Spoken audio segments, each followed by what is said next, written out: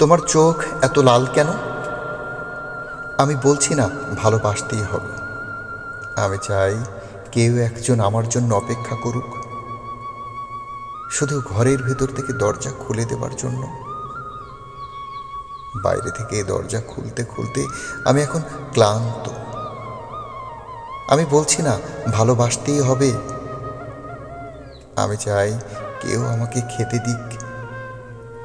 আমি হাত পাখা নিয়ে কাউকে আমার পাশে বসে থাকতে বলছি না।